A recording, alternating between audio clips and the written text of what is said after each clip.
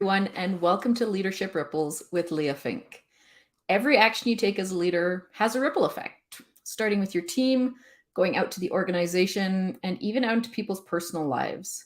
In this show, we use real stories from actual leaders to look at what's been happening, use that to learn, and essentially to help you level up your own leadership skills. I'm so glad you could join us today. Please feel free if you're watching this live, of course, comment, ask questions about what's happening. I'd love to engage with you that way. Even if you're watching us and we're no longer live, you can still put your questions and comments in there, and I will make sure to get back to you. Now, today we are going to be talking about something exciting, which is our organizational values. And what that really means is how are we getting buy-in and agreement from the people on our team so we can all move forward in the same direction. So MEO wrote in with a story for us. She writes, I am a purpose-driven business owner and want my employees to all be working together to create the amazing change that we can in the world. My business is in a field where some of my staff need to have incredibly high technical skills. These skills take years and a lot of education to develop, so I can't hire and train people for those roles. I need to have skilled, experienced professionals, which means there's a very small field from which to hire employees. Of the non-technical employees I have, it seems like everyone is bought into the values of the organization and everyone's on the same page. That means people seem happy to work, things feel easy, and our organization is working towards its aspirational goals. However, my technical staff don't seem to be bought in the same way. In some ways, our company's values of innovation clash with high technical skills trained in a highly regulatory environment. The problem is also a structural issue in that innovating often requires flexibility and regulations demand rigidity. I hired other staff based on the alignment that was already there with our values, but don't know what to do with staff who I had to hire for this technical reason. Is there a way to get them on board, or do I have to live with some staff who are just not going to connect with our values and fit with our culture? Thank you so much for sharing that, MEO. So, although the specifics of the field that she's sharing about might be quite different from your own, this speaks to a challenge that so many leaders face. How do we actually get people aligned, bought in agreement with the direction that we're going? So let's just start by talking values in general. I hope your organization has some values beyond your mission and vision, some principles that they say we want to live by. These are big picture, long-term, aspirational ways that we want to work with each other and the team, the ways we want to serve our clients, and the way we want to move our company forward. So there's a couple common challenges that I see with organizations when we start talking about values. My first question is usually, well, where did these values come from? How were they determined? Who determined them? Did anyone who's currently in the organization have a say in them? Maybe they were handed down from somewhere. Maybe they were told that these were good values and so we should move forward with them. And so regardless of what that history is, though, it's helpful to know how connected people feel to them at the moment. Usually what happens is someone starts a company and they have a dream, a vision, and they have their own personal values. And generally, when people start a business, their organizational values are going to be very close to their personal values. Makes a lot of sense because they started the organization. And when you're hiring at the very beginning and there's a small team of people, usually we hire consciously or subconsciously based on other people who also connect with those values. So maybe you started a business and suddenly you had 5 friends and you're like, oh, these guys would all be great to have in the organization. I feel they really like it. They probably had some shared values. So super easy to get them on board. Everyone was going the same direction, had cared about the same things. Now, your organization started to grow. Maybe you're no longer the one hiring. Maybe it's someone else. Maybe you just now have exceeded the ability to pick and choose very much because you have large scale growth, and it's quite quick and you can't pick the exact person that matches your values. This is where you start to see maybe some of those problems, or maybe like MEO, you have a field where you don't always have the biggest choice. You can't go strictly by this ease of this person agrees with my values, so I'm going to bring them in.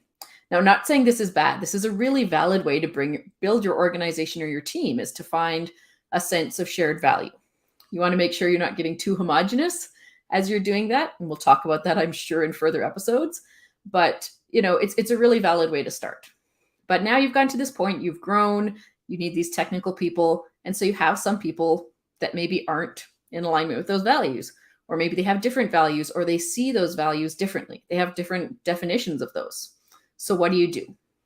Well, one of the first things is we need to figure out what the definition of these values is, right? We see a lot of organizations, you might go in and up on the wall, there's this beautiful, values, integrity, respect, honor, good service.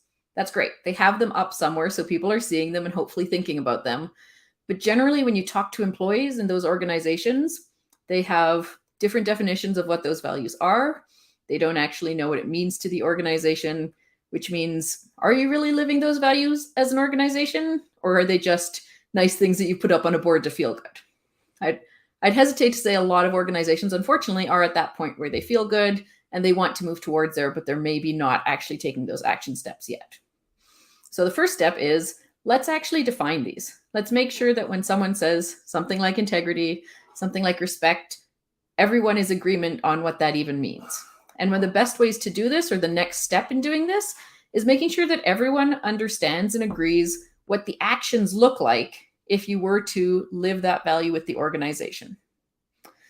So for example, MEO mentioned innovation as a core value of her organization. So when you think of innovation, maybe some of the actions that would be inherent around those values, as you discuss, would be that a little bit of our funding every quarter goes towards new and innovative ideas, right? So you're saying very specifically an action that we do to show that we are being innovative is putting this money towards that.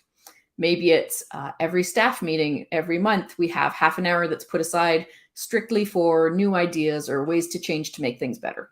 Those would be actions that are certainly in alignment with making sure there's innovation moving forward in the company. And that's much easier to talk to an employee about how we do these things than just saying, be innovative. What does that mean? On the same side, you should also have the actions that would be counter to that to make sure that people know what we don't do in regards to living this value. So maybe with innovation, it's, when we're making big financial decisions, we have a discussion making sure this is coming from this place of innovation versus maybe a little bit of fear or money structure. Maybe it's making sure that if there's dissenting voices that want to say something different, we listen to them. We don't shut them down, because that would be going against innovation. So starting to have these discussions, these are usually going to happen, of course, with, maybe your founder, maybe your executive team, a top level of leadership who are going to start this discussion and really figure out what they think this means for the organization. Now, you're not going to have, say, in a company of 1,500 people, you're not going to have every single person in a meeting where you're discussing this. That would be a little wild, but you do want, of course, this to go to all of your employees so you can get buy-in on multiple levels. So once leadership has discussed this, you have a definition of these values, you know what they would look like in practice, and you have some actions that you could send out to the organization. The next thing you need to do is disseminate this within your organization. And this can be done, managers with supervisor teams, supervisors to their staff teams, but people need the chance to understand their own values and understand how they can buy in individually to the organization.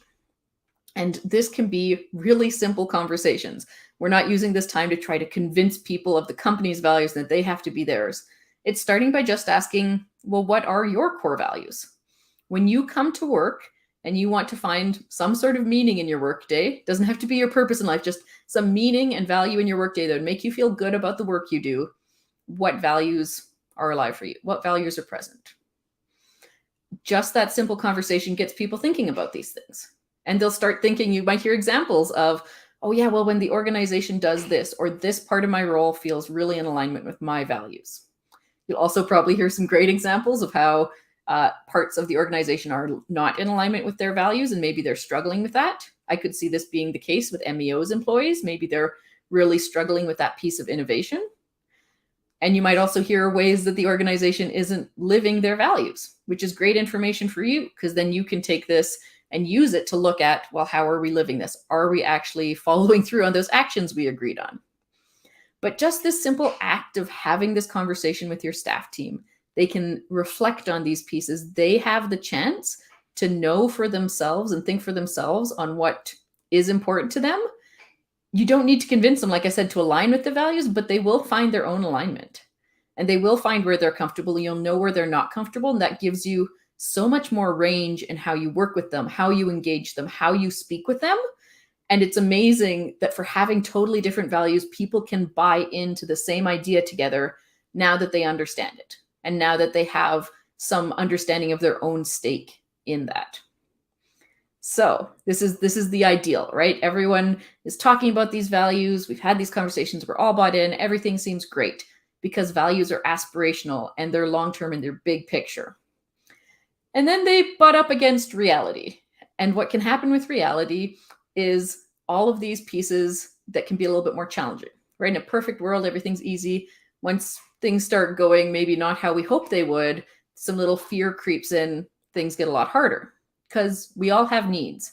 And I'm going to be talking about needs in future episodes of this show, but these are the physical, psychological, emotional, spiritual requirements we all have met to be happy, healthy humans, basically. And needs are very immediate, they're in the moment, and especially when they're based on fear, safety, all of those pieces, they're going to trump values, right? As soon as you start getting in that mindset, we talked last time about the amygdala, as soon as you start getting in that mode, fight, flight, freeze, suddenly your good decision making, your big picture aspirational values might disappear. So we need to be really aware of this. And MEO gave a great example as well.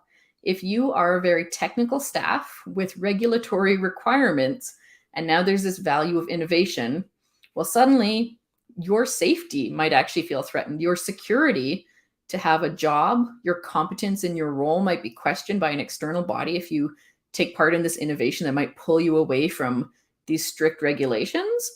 All those things going around and around in your head, of course, are going to trump this desire for innovation. Why wouldn't they?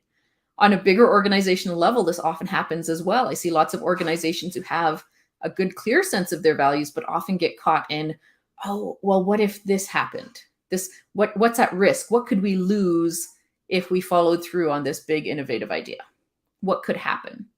And when you make your decisions from that point of at risk, you're probably not making them from a place of your values. You're making them from a place of fear. And your outcomes, therefore, are going to be different. And this is, of course, a lot easier said than done. There's going to be times when maybe you have a low income month and now you're worried about finances. And that's a pretty big fear that now you suddenly have to overcome that fear in order to move forward. So you really want to keep that in mind. And when you're talking to your employees and engaging in this process, being aware of what might be coming up for them. Maybe there's situational things in the organization that are going to make it hard for them to live the values because they might be worried about the security of their job. How are they going to live the values when they have that fear? And once again, we don't need to solve all of these problems. We just need to start becoming aware of them, because if we notice that we are not all in alignment, all living our values, all moving forward together, it means that something's happening that's stopping that. And as the leader, you need to be responsible and aware of what that is so you can change the situation and get your people bought in and on board. Like I said, we're going to be talking a lot more about this because this is obviously a very big topic, talking more about values and needs and that at risk or at stake mindset of fear or what we're moving towards. But really, when we start getting these pieces in alignment, you'll be amazed at the momentum and buy-in you have going forward. So SEO, I hope that started to answer your question. As always, because we don't use identifying information in this show, if you do submit a question or a story that we use for the show, I will do a follow-up free session with you to make sure that we got your question answered. We can go a little bit more in depth as a thank you for including your story for us. And we want to make sure that everyone keeps getting these deeper sense of learning as we'll go deeper and deeper as this show continues. If you want to share your story or ask a question, the link for that is in the description below. So please click on it and check it out. This show is available also in podcast form. It goes live on Fridays at 9, so you can download it from your favorite podcast app. That link is also in the description. And I just want to thank you so much for being here with me today, for thinking about these things, bringing value into your organization, into your leadership. I hope you have a great week, and we will see you soon. Bye-bye.